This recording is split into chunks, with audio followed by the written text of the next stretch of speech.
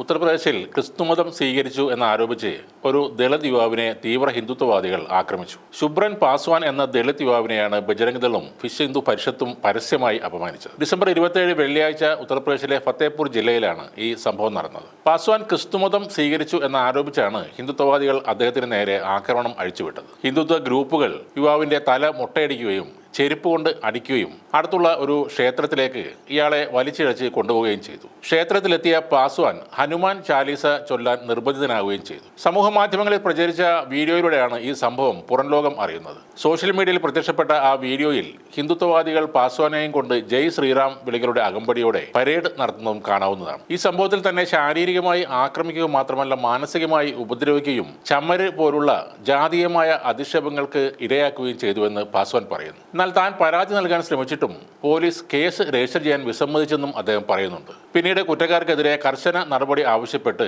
പാസ്വാൻ ജില്ലാ മജിസ്ട്രേറ്റിനെ ഒരു നിവേദനം നൽകുകയായിരുന്നു. പാസ്വാൻ ക്രിസ്ത്യാനിയായി മാറിയതിനാലാണ് ഈ സംഭവം ഉണ്ടായെന്ന് പറഞ്ഞ് ബജരംഗ് ദളിന്റെയും വിശ്വ ഹിന്ദു പരിഷത്തിന്റെയും മുതിർന്ന നേതാവ് ഈ സംഭവത്തെ ന്യായീകരിക്കാനും ശ്രമിച്ചിരുന്നു. ഈ സംഭവം മതവുമായി ബന്ധപ്പെട്ടതല്ലെന്നും ദളിത് സമുദായങ്ങളുടെ മേൽ ആധിപത്യം സ്ഥാപിക്കാനുള്ള ശ്രമമാണെന്നും നിയമപരമായ നടപടികൾ ഉത്തർപ്രദേശിൽ ഉണ്ടാകാത്തത് കൊണ്ടാണ് ഇത്തരം ആക്രമണം നടത്താൻ ഹിന്ദുത്വവാദികളെ പ്രോത്സാഹിപ്പിക്കുന്നതെന്നും ദളിത് ആക്ടിവിസ്റ്റുകളും പറയുന്നുണ്ട്. പാസ്വാൻ ഇനി അഥവാ ക്രിസ്ത്യാനിയായി മാറിയെങ്കിൽ ഇവർക്ക് എന്താണ് നഷ്ടം?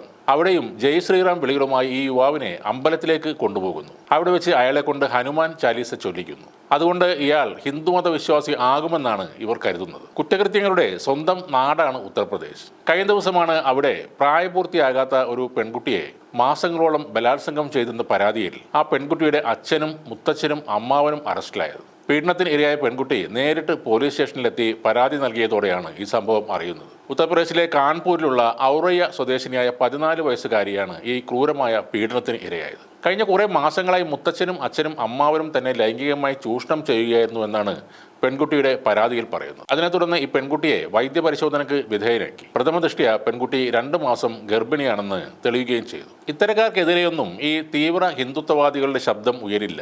ഈ കുറ്റകൃത്യങ്ങളൊന്നും അവർ കാണുകയുമില്ല. നാട്ടിൽ നടക്കുന്ന അനീതിയോ കുറ്റകൃത്യങ്ങളോ ഒന്നും അവർക്കൊരു വിഷയമല്ല.